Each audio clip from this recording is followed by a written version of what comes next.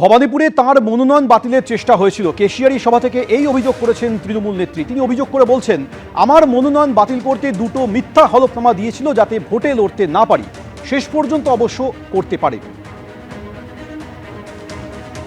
আমাদের তো লড়াই করতে হচ্ছে বিজেপির সাথে নয়, বিজেপি ফিনিশ ওয়াশিং মেশিনের সাথে। এমনকি কালকে আমার ভোট কেন্দ্রে জেনে রাখুন, আমার নমিনেশন নিয়ে আমার নমিনেশন কাটবার জন্য ওই গদ্দাররা আমার নামে দুটো মিথ্যে অ্যাফিডেভিট করে আমার নমিনেশন ক্যান্সেল করার চেষ্টা করেছিল। পারেনি রাষ্ট্রপতি, কিন্তু মনে রাখবেন করেছিল, অনেক অসম্মান করেছিল যাতে আমি না দাঁড়াতে পারি।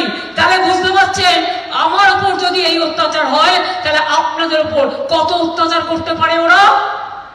আসন্ন পরাজয়ের গন্ধ মমতা বন্দ্যোপাধ্যায় পেয়ে গেছেন।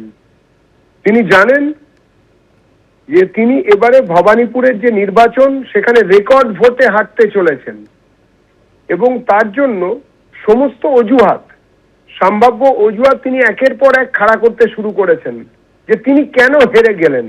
গতবারে ছিল লোডশেডিং, এবারে শহর কলকাতায় লোডশেডিং এর অজুহাত ধোপে টিকবে না।